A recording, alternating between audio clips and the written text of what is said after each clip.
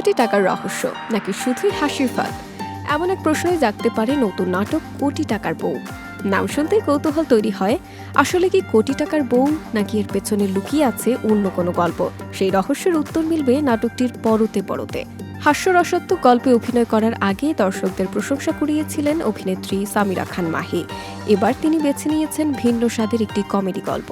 কথা সাহিত্যিক ফরিদুল ইসলাম নির্জনের গল্প অবলম্বনে নাটকটি নির্মাণ করেছেন মিতুল খান। কেন্দ্রীয় চরিত্রে মাহির সঙ্গে দেখা যাবে নিলয় আলমগীরকে। এছাড়া অভিনয় করেছেন সাইদুর রহমান পাভেল, মাসুম বাশার, আজম খান, হানিফ পালোয়ান ও শাওন মজুমদার সহ আরও অনেকে। সম্প্রতি পিকক এন্টারটেইনমেন্টের ইউটিউব চ্যানেলে মুক্তি পেয়েছে নাটকটি। মাহির বিশ্বাস, উৎসবের বাইরেও দর্শক ভালো কমেডি নাটকের অপেক্ষায় থাকেন। সেই ভাবনা থেকেই নির্মিত কোটি টাকার বউ। তার ভাষ্য, গল্পে যেমন হাসির মুহূর্ত রয়েছে, তেমনি পারিবারিক টানাপোড়েন ও জীবনের কিছু বাস্তব দিকও উঠে এসেছে, যা দর্শকদের ভালো লাগবে। পরিচালক মিতুল খান জানান, শুধু হাসানোর জন্য নয়, বিনোদনের মধ্যে দিয়ে একটি ইতিবাচক বার্তা পৌঁছে দেওয়ার চেষ্টা করা হয়েছে। সমাজে সম্পর্কের জটিলতা, অর্থের অভাব এবং পারিবারিক বাস্তবতাকে হালকা হাস্যরসের মোড়কে তুলে ধরা হয়েছে এই নাটকে। নিলয় আলমগীর ও সামিরা খান মাহি জুটির উপর পরিচালকের আস্থার কারণও স্পষ্ট।